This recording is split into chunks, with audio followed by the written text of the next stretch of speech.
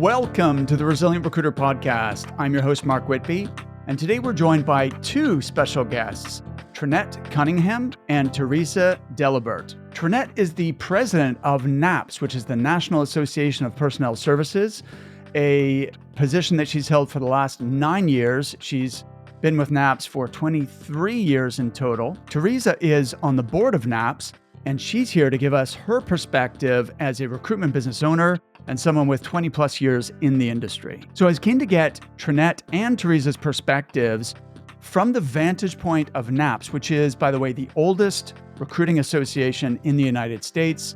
And they have thousands of people who've gone through their certification program. So really interested to hear their take on what are the trends, what are the challenges, and what are the opportunities for recruiters today. By the way, the next NAPS annual conference is taking place on October 27th to the 29th, and that will be in Litchfield Park, Arizona. You can learn more about that at www.naps360.org. Big welcome to Trinette and Teresa. Thank you both for being here. Okay, welcome to you both. Thank you so much for agreeing to do this. Thank you for having us. Mark. Yes, thank you. All right, awesome. So just to set the scene, Trinette, could you just give us a brief overview of what NAPS is, what you guys offer, and what it's all about? Sure. So NAPS, Mark, stands for the National Association of Personnel Services. We are one of the oldest industry associations. We were founded in 1961. So like every industry, Mark, there's an association. And so we like to say that NAPS is the home for recruiters that do blended services. So a little bit of the staffing and a little bit of the direct hire. And we really have a niche in the marketplace, I feel, in the industry, where our members, about 85% of them are from the smaller firms, smaller boutique firms, anywhere from like 1 to 15 employees. We do have heavily a lot of sole proprietors or 1 or 2, 3 firms. And what we found is even starting back in 1961, which I was not here then, there's definitely been a need for this kind of association. So I know you and I have spoken before about the different industry groups and associations and alliances. I like to say we don't compete. We kind of work together, and each group definitely serves a segment. So for NAPS, it's that smaller boutique niche firm. NAPS Association, it's so important, Mark, and I can dive into some statistics on why each industry should really, your profession really should belong to an association. So we have different programs. One of the things I always like to say is the biggest, most important benefit in joining NAPS is the networking.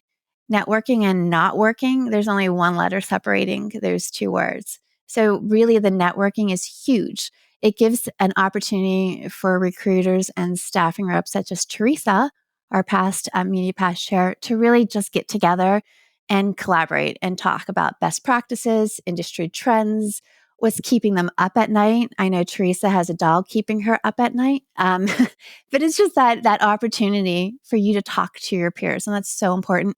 We also offer professional development at NAPS. So what that means is we offer webinar series, what we call Lunch and Learn. We also so that's our webinars. We do some white papers. We have newsletters. We have a monthly newsletter. And then we also partner with Littler Mendelson. They're one of the largest staffing and recruiting law offices in the country. So we work with them, and we have a quarterly newsletter, a legal newsletter that just goes over all the federal legal updates in our industry. And we also have a certification newsletter. Something else that we do is we have some advocacy, and that's also a really important part of belonging to any association in your industry. So if there's any kind of federal legislation that we need to make our members aware so they can, start calling their congressmen or senators. So we focus on that advocacy as well. And then access to resources. So we have what's called an Ask the Expert. So if you have any kind of question, I think, Teresa, we had one just this week asking about commission. So, sometimes it feels, especially in this post-COVID environment, that you're kind of on an island by yourself. So we have that service where if you have any kind of question, obviously industry related, just shoot us an email and we will send it out to our universe. And then lastly, I think the most important benefit that any association, but in particular NAPS, offers is that credibility in the workforce. I often find it astounding, Mark, that anybody can theoretically say, "Hey, I am a recruiter today because I just found two of my best friends' jobs." And they think that that makes them a recruiter. And in this industry, we really have no requirements. There's no degree required, there's no certification required. I always tell people, and I get, I would say about 30% of the calls that I receive as the NAPS president is about the certification. And what that does, I always tell people, would you work with an accountant that is not a CPA? Or would you work with a realtor that does not have the real estate license? And when I tell people we're actually going to start a marketing campaign called Did You Know? And I'm working with our legal counsel, just throwing out some did you know that all these pitfalls that you can enter if you're not aware of all the federal laws impacting our association or industry. So I think that is probably, and Teresa, you can jump in as well, but I think that's probably our most strongest value add proposition for our members is just giving that credibility in the workforce where we don't have it. So, and those certifications, we have two. The first one is certified temporary staffing, and the other one is certified personnel consultant. Fantastic. All right. Thanks, Trinette. And that was a great overview. There's obviously a lot that you guys offer and that you have going on. It's interesting that your kind of segment is the smaller and medium-sized recruiting and staffing and search firms, because that's the same segment that we serve. So it tends to be the solo practitioners up to, companies with maybe 20 to 25 people, and those small boutiques that you mentioned. So there's a good crossover there. So Teresa, what's your relationship with NAPS? How did you get involved? Well, I started working, this is my second career. So when I started in this industry, I started working with a woman who was on the board at NAPS. And she insisted that we all had to have our certification. So within 1 year, I had to be certified. So I got my certification through NAPS in 2002. And then in 2008, she decided to retire. And I I just moved on and I had my certification. I kept going. And then Trinette reached out to me and asked me to get involved. And I stayed, I obviously kept my certification up and I stayed in as a member, but not involved. So she reached out to me and I got involved, and what a difference it made. Coming from a team and moving on to, I literally, like I told you, I had 18 hours to decide. She was leaving. She had dinner with me at 7 o'clock and left for England the next morning at 9 and said, "Hey, let me know before I leave." And I was like, "Okay." And it wasn't a planning thing. I just picked up my desk and moved it home and started working one day.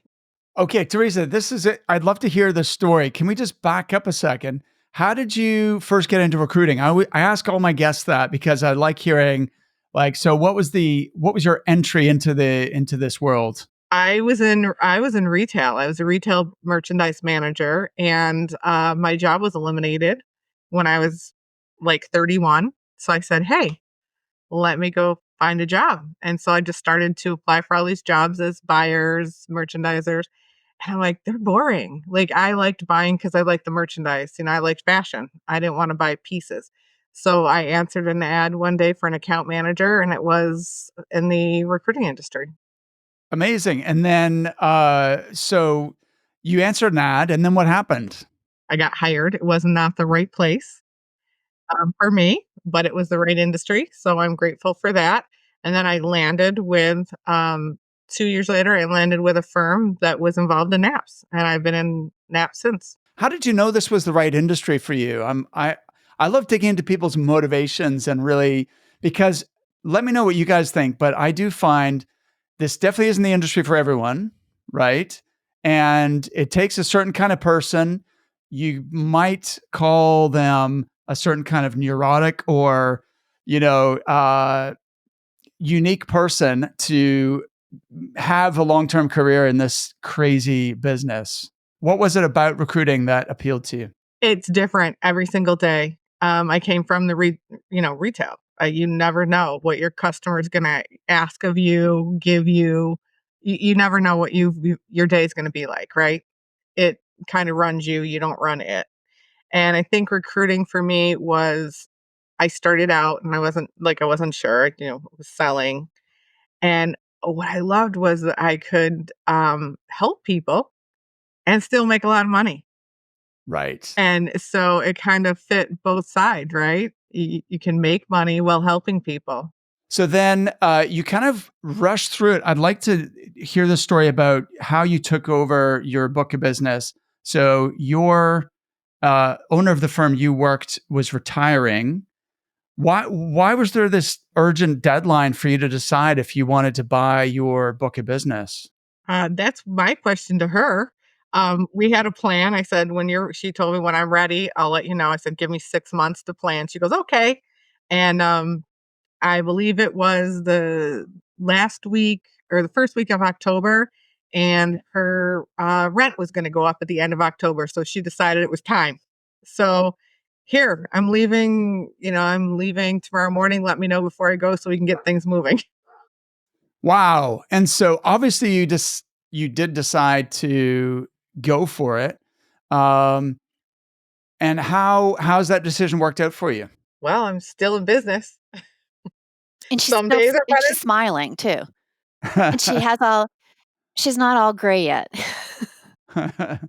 How long ago was this, Teresa? 2008. Okay. Oh wow. So that was maybe a rough timing for you to take over the business. It I don't was know terrible. what your experience was. 2008 and 2009 for me was a shocker. That was a really stressful period of time. So this is maybe a good way of segueing. What was it like sort of becoming your own boss in 2008, and how did you make that work? Well, I obviously didn't have a whole lot of planning, so I just kind of jumped in head first. But I think that's what recruiters do anyway. When we take a job order, we go head first. We just jump in and do it. So I did that. I definitely made some mistakes. Certainly didn't have a plan, and I just ran with it. And I just had to see the bumps as they came. I had a client that I was working with at McCall Staffing, and it had been like one of my biggest issues with my employer was that she had allowed one of my clients to be 75% of my business. And I was like, this can't happen. This can't happen. I've got to segregate it out. And she didn't want to let go of any of the money, obviously. And every time she brought someone in to take it, it started to fail, so she just kept pushing it back, and they changed hands in 2008, and I lost my business, so I had to start all over again. So I lost my biggest source of income, and I had to start over, which a lot of recruiters had to, and especially in 2008. That's a painful lesson, and I had the exact same thing. I didn't have 75% of my business with one account, but I had it with about 3 or 4, and 3 of them I lost in 2008. Like within 1 month, I lost like most of my revenue. And so this is maybe one to bounce back to you, Trinette, because I think that we're seeing a strange dynamic in the marketplace right now, right? With um, a lot of uncertainty, and definitely a hiring slowdown in say 2023 compared to the previous couple of years. And what what are you guys seeing from your members' point of view? What are they sharing with you, and what support is available from NAPS in order to help people get through tough times? Now, I know that a lot of recruiters are still doing fantastic right now, but we've heard anecdotally that a lot of people are struggling as well. So I don't know if it's sector dependent or what? But what are you guys seeing, and how are you responding to that? I think you touched on it a little bit, Mark. I think that it really depends on the sector. I know that, the financial industry, they are experiencing an accelerated growth. I don't believe, and I think this is based upon ITR research, and we had partnered with them, NAPS has partnered with them. I don't think that there's any sectors or industries that we would say, or ITR would say, is in a recovery cycle, but there definitely are industries that are performing better than others. I know that the housing, and I believe it's the wholesale trade, they're in a recovery mode, but I definitely feel, and Teresa, maybe you can jump in as well, but the financial industry, I think that is the one that sees the most accelerated growth, at least.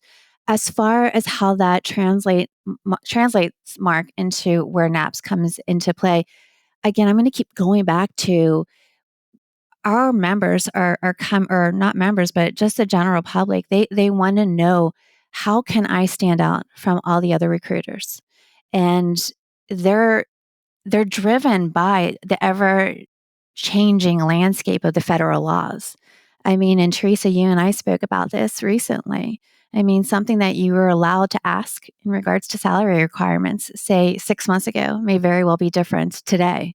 So they're really looking to NAPS, all the industries, just not the ones that are having a slow recovery or that are seeing an accelerated growth, but they're looking at NAPS to help them avoid all those legal pitfalls that might not have been there, Mark, say like 6 months ago or even 3 months ago. So, Teresa, I know that you had some insight on that as well. But so, to give specifics on what NAPS can do, we're here to help you with navigating with that ever changing landscape. We do offer, like I said, the certification program. That is an in-depth program, and I encourage everyone who's listening, if you do not have your certification, get it, because it will pay in dividends. When I took it about 4 years ago, and like I said, Mark, my background is in association management. I do not come from the recruiting and staffing industry. And wow, I remember when I opened up the manual, and it's, I think, like 215 pages, I was just shocked at how much there is to know. So I think that's where we can help serve our members the best, is just keeping them updated, because yes, we can provide them with different resources and different partners, ATS partners, like, hey, this is a recommendation, go ahead and check this out. The one thing that they'll need help with is just keeping abreast of all the legalities. So that's where we help our NAPS members. And I have to say that is where the most interest that I'm seeing with people who are wanting to find out about NAPS. Maybe a couple years ago, right after the COVID, there was people who were so interested in coming to the conference. They wanted to have that networking. They did not have it for a year and a half. And so they wanted to, how can I come to the conference? I need to talk to people. I've been talking to my cat or my dog. I need to talk to people. Now it's, okay, what's going on with all these federal laws that are changing? So it's definitely been a shift in what people are looking at our association for. So you mentioned another. Did you say ITR? Could you ITR explain what research, that is? yes. Have you read anything about them or heard? No. Oh, okay, yeah, you definitely have to check them out. They do have some free subscriptions as well that you can sign up for. But yes, we had partnered with ITR just to have an idea of forecasting in the specific industries. Fantastic. And then, do you publish that research for your members, Yes, or we how? have. Yes, we do. We have we publish that research, and like I said, Mark, that partnership was a couple years ago. So we would publish that research. We try to stay very fresh, and we don't want to be stale as an association. So we partner and focus our research with different groups and different entities. And right now we're working with what's called the WBC, the Women's Business Collaborative. And that's who we're now working with on having white papers and doing various surveys and benchmarking surveys. The WBC is comprised of different association and industry groups. I think there's, Teresa, about 5 of us. So there's NAPS, ASA, TechServe Alliance, SIA, And I'm not certain if NPA Worldwide has jumped on board. I know I've talked to their new president, Carrie, about coming in, but yeah, it's a great opportunity for our groups to. What we then do, Mark, is it's focused um, on more of the women's in the workplace, in the staffing and recruiting industry.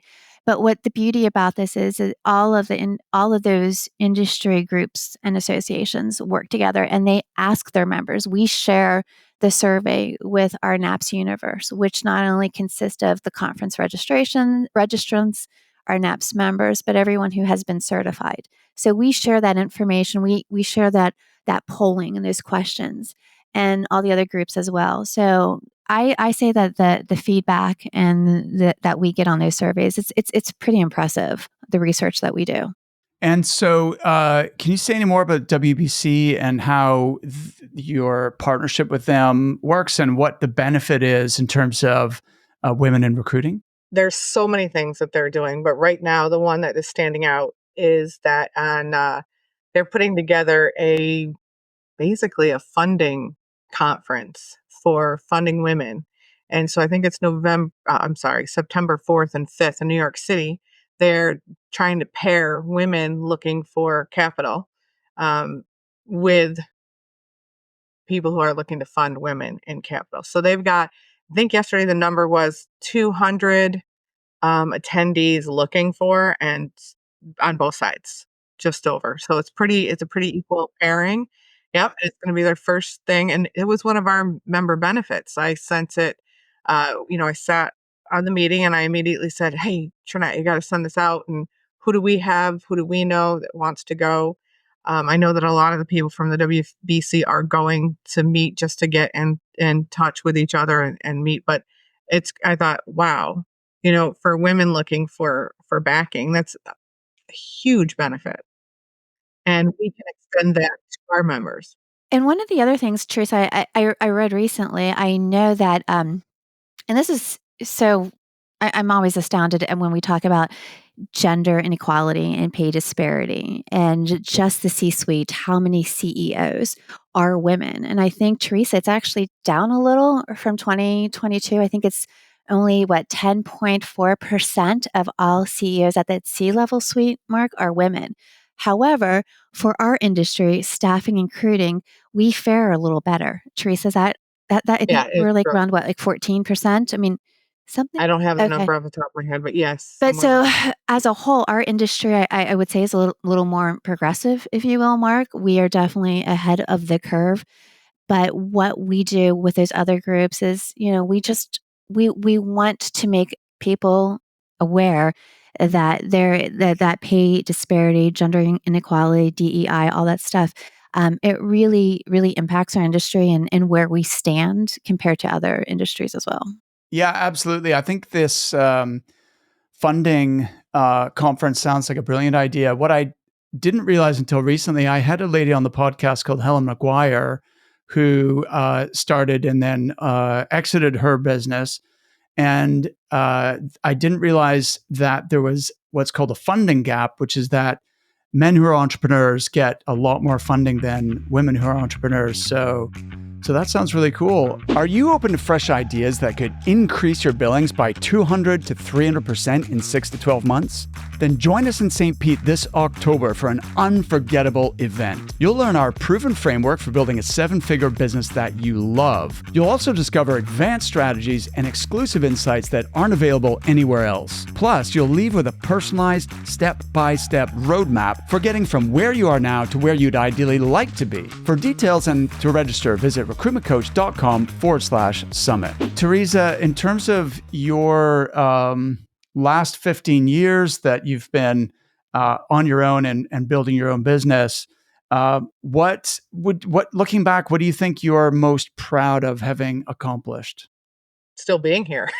Right, absolutely. That's Yes. a success in itself. Definitely, making it, restarting, several times. I mean, we've had a few recessions and made it through the COVID pandemic when my clients pretty much shut down. I'm in New York State, so we all know what happened in New York. We were just closed up for quite some time, and we made it through, and I pivoted, and I credit a lot of that to being a member of NAPS. Trinette did a great job keeping us all connected, providing resources, getting us all involved. I think that's probably the one thing that's kept me going is knowing that I have the community and the collaboration of NAPS because I felt like I was on an island all by myself, right? And for a few years, I wasn't really active, and I just don't think I even knew what was going on. And when I started to get involved, I have a whole team. I might be a solopreneur, I might be a solo recruiter, but I have a telephone. I can reach out to anybody in the organization. They're going to give you the time of day. They're going to be a mentor. They're going to be a resource. And so, yeah, I think that my just succeeding in this industry. Totally. Yeah, I agree 100%. So, in terms of so how many members are there in NAPS? So we have about 300 for companies, and some of those companies that are represented are like Teresa, where it's a sole proprietor. Some of the companies could be up to, like I said, 15, 25. So when I say that number, give or take, Mark, 300, we don't have everyone's on their own anniversary date. So that number can fluctuate depending upon the time of year. Some of those companies could have up to 5 members, and some are, like I said, just with Teresa, a sole practitioner, sole proprietor. So we're about 300. That, however, Mark, does not represent the entire universe of people who are involved in NAPS. So we do have, like I said, I sound like a broken record, certified. But we have the NAPS certified, and that is a few thousand, a couple thousand. I want to say since 1961, 20,000 people have taken the certification. Now, I want to say about a couple thousand still maintain their what we call CEUs. So you have to take 20 hours each year of education to maintain your CEUs. So we have that group as well. So I would say about 5,000 are currently having their certifications. Yeah. It's definitely a huge benefit for me. I work with small business, which not everybody does. So my clients are independents as well. So they may be a financial planner that was doing great and now he just opened his own practice. Most recently, I was working with one of mine I've been working with for 20 years, and he didn't like the salary information I came back with. He was like, "No." He goes, "Did you verify that?" I said, "What?" I said, "No, I didn't." And he goes, "Well, how do you know that's what they make?" I go, "It doesn't matter. It's illegal in New York to ask how much somebody makes. So you're not going to know." And he's like, "What?" And there's a hefty fee that goes with it if somebody complains or turns you in. So he was like, I said, "That's just how it is." And so I sent him, I clipped a screenshot and sent it to him. And he wrote back and was like, "Well, I guess thank you." But I mean, it's the difference. I mean, especially New York. I mean, we have a lot. I mean, we definitely have a lot of changing in New York. It's different. We're probably just behind California for the number of changing laws, employment laws. But even federally, like when New York City does something, I'm 8 hours away by a car, right? I just do it because it's going to come to me eventually. Fantastic. So, apart from the dynamic and ever-changing legal environment as far as regulation of hiring and recruiting, either from your research or just from anecdotally from talking to other members of NAPS, are there any other either trends, challenges, patterns that you guys see emerging in our industry? I see a lot. So, man, we can spend like the next half hour. The one of the biggest one, and I know Mark, you and I briefly talked about this a few days ago, is AI. But specifically, what I would say, and I know I believe I think it was Deloitte that came out with this statistic. Over 36% of recruiters say that AI has made their jobs better. And people say, well, exactly how, we all know how to use AI on a very basic level. And so people think, oh, okay, AI, I'm going to make my Facebook post sound a little better, or a little more clever, if you will, with the help of AI. But specifically in our industry, what I'm hearing is using AI to say, write a job description. What it's doing, it's removing that bias that some people have. So you might not know when you're writing a job description that you have some biasm in writing that could impact, say, if women or minorities are applying for your job. So that is one of the things that a big trend. Benefit expansion. What that really, I don't know if you've heard about that, but going beyond your eye and dental.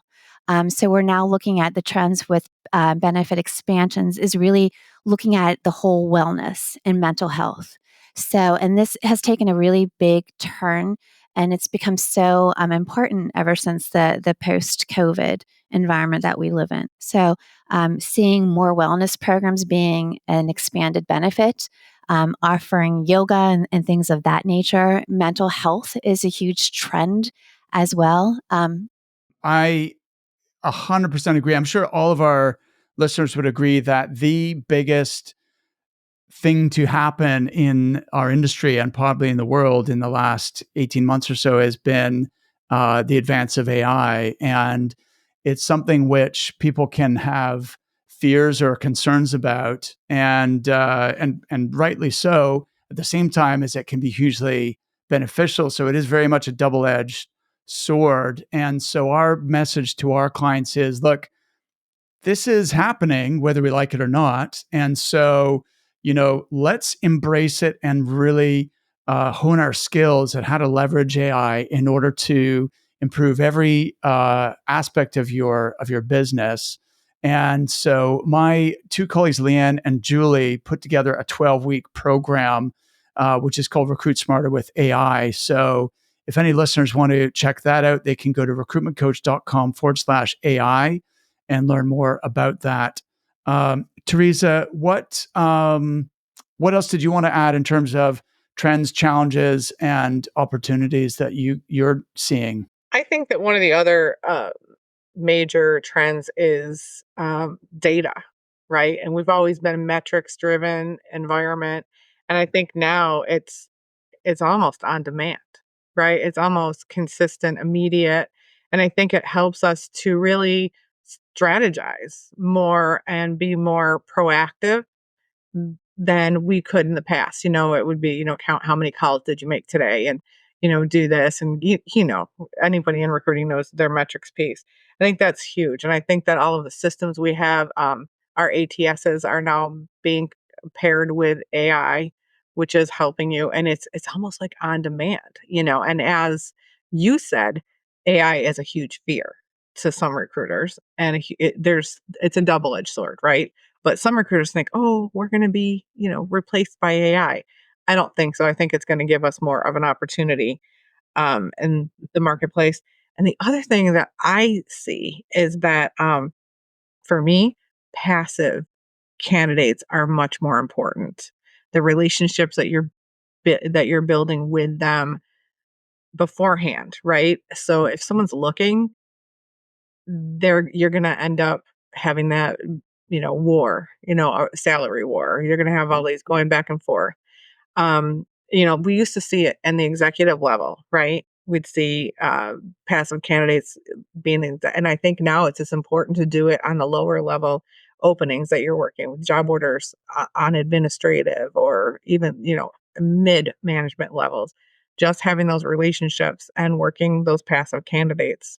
And I know another one of the other things, Mark, if I can, automation is also a really big trend I'm seeing with our NAPS members. I know in this year, recruiters are going to automate more traditionally in person tasks, such as candidate screenings and initial interviews. And I don't know if you've heard of, I think it's called asynchronous video technology. It's the software that allows applicants to, film themselves answering any questions and whatever.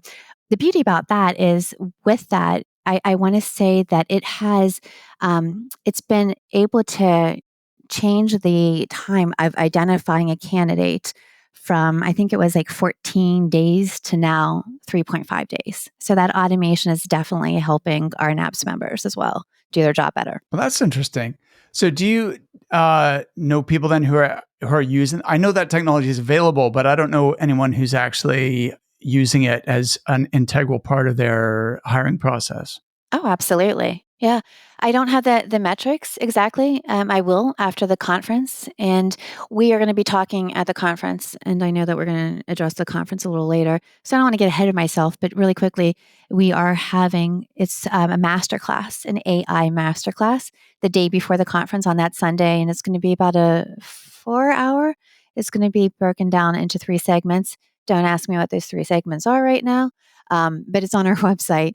But we will be having that AI discussion. So we'll probably have more intel exactly how many are using that in those instances. Okay, interesting. So, yeah, in terms of the mixed reviews, I think that there is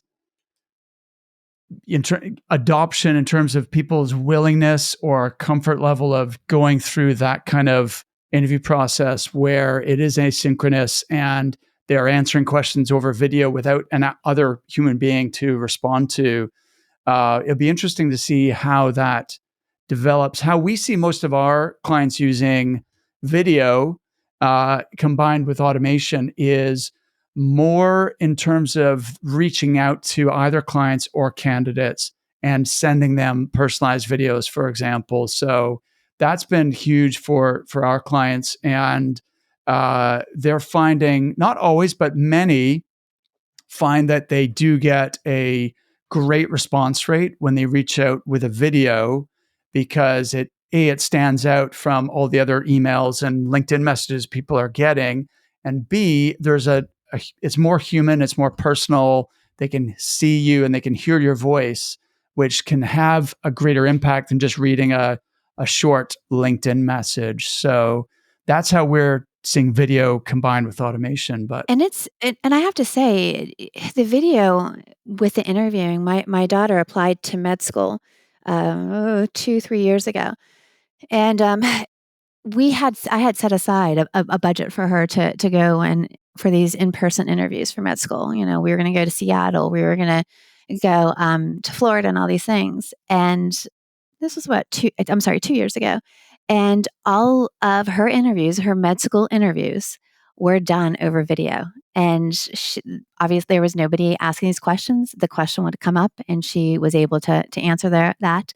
So, to me, it's just very interesting to see it from that perspective, instead of from the association perspective, to see how that's changing.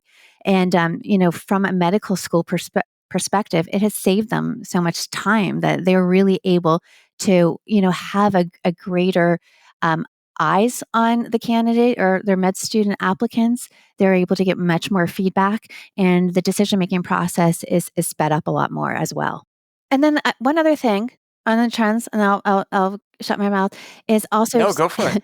is also social recruiting. I've seen a trend, and Teresa, maybe you have seen this as well, but not as much focused on LinkedIn as we were a couple years ago. So I think that they're using our candidates, or I'm sorry, our clients are using other platforms. I want to say, I don't know if you've seen this, but Verizon has really stepped away from using LinkedIn for recruiting, and they're focusing on Instagram. So I think it's also going to where their potential candidates are going to be. So I have to look at it. I think their marketing on Instagram, their recruiting marketing, is something about think you can crack this code. If so, apply at Verizon, hashtag software and stuff like that. So that's just one other trend that I'm seeing. Everybody was so LinkedIn. But yeah, I'm seeing a mix of it. Before, people weren't really looking at Facebook, and now I see that shift kind of going elsewhere outside of LinkedIn. Teresa, are you experiencing that all? Having to use different social marketing to meet, the new generation? I sound old when I say that. I think with Gen Zs are hitting the workforce, right? This year, right around now. And they don't use Facebook. They don't use LinkedIn. They use TikTok. Insta. Insta, TikTok, exactly. Snapchat.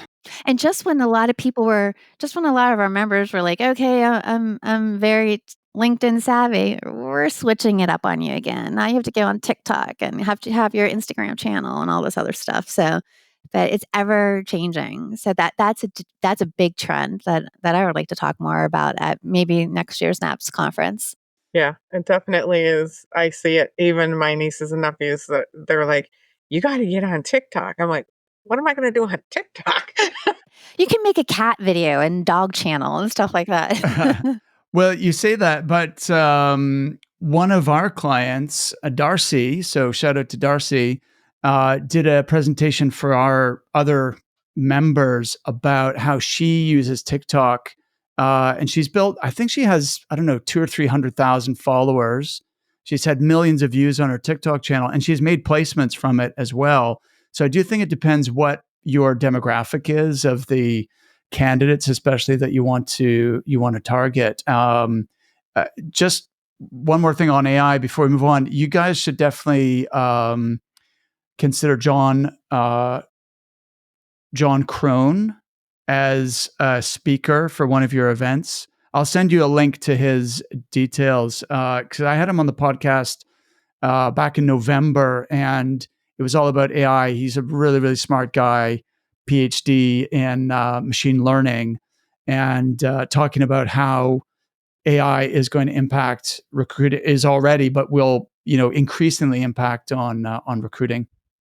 Really interesting conversation, which I won't even attempt to replicate because the level that this guy's at is insane. But he's also a really engaging speaker. So Love it. We have to get you as well. yes, I would love to. We've tried. The timing hasn't worked, but Well, maybe 2025. This is what we'll do. Is the year. I have not found the 2025 location or dates. So, Mark, you tell us when you're available, and we're going to build our All right. conference around you. Fantastic. I would love to. We're going to talk about your conference in a second. Just before that, in terms of trends that I'm seeing, and I want to just sanity check this with you guys from your experience, Teresa, out there in the trenches, actually running a recruiting business, and as well as all of your colleagues at NAPS, is I definitely feel a real shift from it being a heavily candidate-driven market back to more of a client-driven market in most industries. And what I'm basing that on is we run coaching calls Monday through Thursday for our clients. And we have a model called the 6 pillars of a 7-figure recruitment business. And so the 6 pillars are clients, candidates, team, operations, strategy, and marketing. Okay, so those are 6 dimensions or areas of your business that you need to optimize. And so every week I'm doing a coaching call on each of those topics, each of those pillars, if you like. And probably about 18 months ago, the most popular one was the candidate one. Everyone was like, had lots of jobs, and finding candidates was the thing. And now it's absolutely the opposite. The busiest coaching call is the client one, where people are learning about client acquisition strategies. And the candidate one is not very busy right now. So what's your take on that in terms of what you're experiencing? I think I'm still seeing we're short on candidates, but also you're working harder for your clients. Um, they seem to think they can do it themselves. I get a lot of people coming after they've tried it and said, "Oh dear," even my clients that I've been working with for 20 years, are like, "Oh, I ran an ad on LinkedIn. I ran an ad on Indeed, and I didn't get anything. I didn't get anything good." Yeah, that's the difference. It took me too long. So I think that the candidates are trying, or the clients are trying to do it themselves, or they're, right now, I think they're a little hesitant. I think our economic and our political scene is making them hesitant, but I think they'll come around. They always do come around. But yes, I think it's a little bit tighter. But candidates are still tight too. Talk to me about the NAPS conference coming up in October. Sure. It's October 27th through the 29th. So it's a 2.5-day conference. It's going to be in the Wigwam Resort, and that's in Litchfield Park. And that's about 20 minutes outside of Arizona. Our conference I think it's just a great event. Recruiters, wow, they are up at 7 in the morning and they are out until 2 in the morning. But and there is a saying, Teresa, I know that one of our past presidents would always say about, what is it, howling with the, if you howl with the owls, you have to soar with the eagles. I'm probably butchering that, but you get the gist of it, and that's really is indicative of what the NAPS attendees are. I mean, they're like sponges, Mark. They just want to learn. And I'm always like, okay, you're going on your like 7th hour of learning and talking and hearing people talk to you and stuff. And they come out and they're enthusiastic. I mean, I'm in awe of their willingness and their eagerness to learn. And then that is matched with their willingness and eagerness to network and just socialize. And it's just a really great experience. It's a great conference. I've been, like I said, I'm going to date myself. I started doing association management 30 years ago when I was 5 years old. And I have to say, with all the different association events, you recruiters and staffers, it's amazing, the energy. And so anyway, the conference, we typically have about 250 attendees. And we also have I try to keep a ratio for exhibits to like about a 1 to 12, 1 to 15% ratio. So it's not going to be so vendor centric. So the beauty about this is we might have just say 10, 15, 20 exhibitors, but the people that they are talking to are going to be your owners and decision makers. And that is really a shift, Mark, from what it was, before COVID, because we had companies sending teams. They might send 8 or 9 other recruiters. And just because of, the shift in the market as far as being able to send your teams out and having to stay in the office and whatever, what we're seeing is we have quality over quantity now.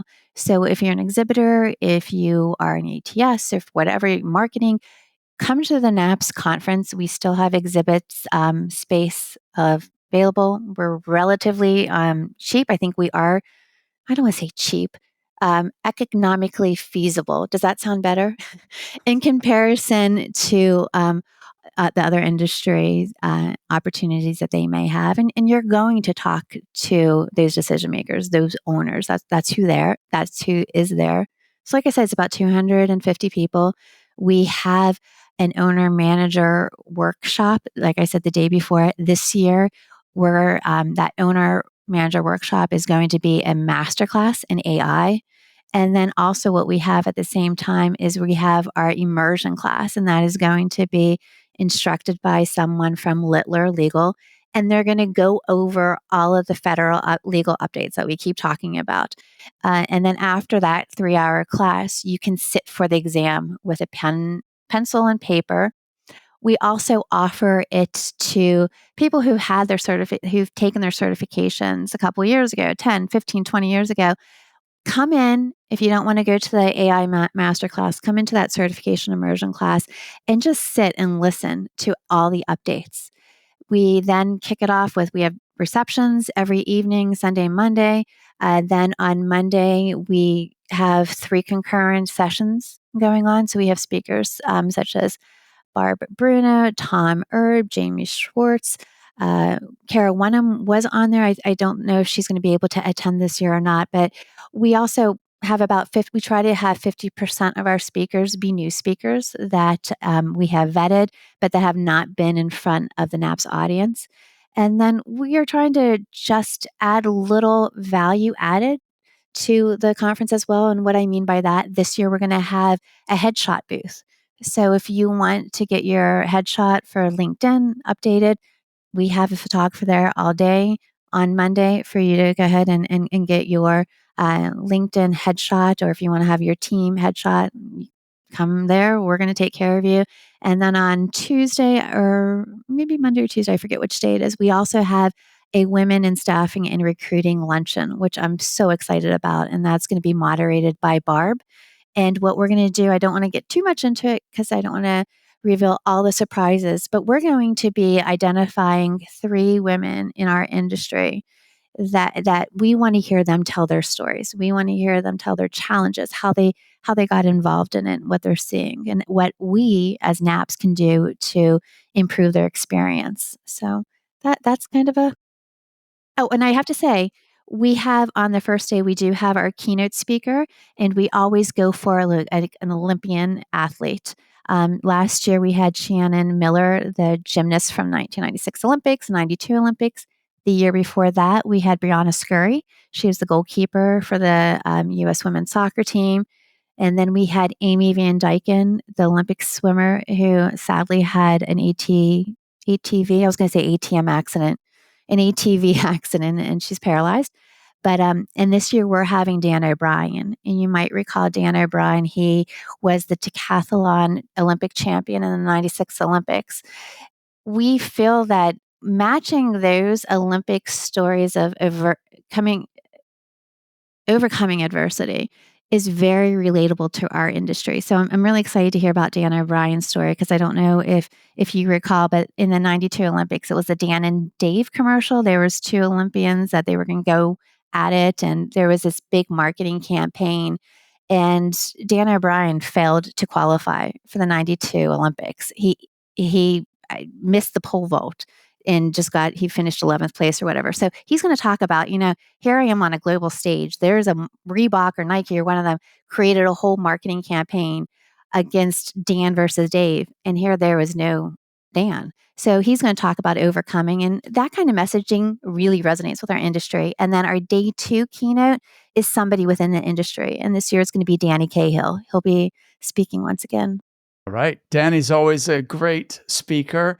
The other person, I think you've got, don't you have Matt Walsh speaking as yes, well? Matt Walsh, my buddy. I have to give Matt Walsh a shout out if he's going to be listening, from Blue Signal. Yes, they're actually having I don't want to say a user conference, but they're having a company-wide mini conference, if you will, in conjunction with ours. So the day before, they're going to be there. Yeah. Yeah, so Matt's been on the podcast a couple of times, and he's actually come and done a private Q&A for our members as well. He's a great guy, really smart business person. So, wow, I wish I could be there. I definitely want to come in 2025. Okay. So I'm going to hold you to it. Figure that out. Okay, sounds great. Well, listen, thank you both for being here on the Resilient Recruiter podcast. Teresa, pleasure meeting you for the first time. Nice to meet you. Hopefully we'll speak again. And Trinette, let's keep in touch. Absolutely. Thank you very much. Thank you so much, Mark. Thanks for watching. If you enjoyed this conversation, check out some of my other episodes. You'll see 1 or 2 suggested episodes on the screen now.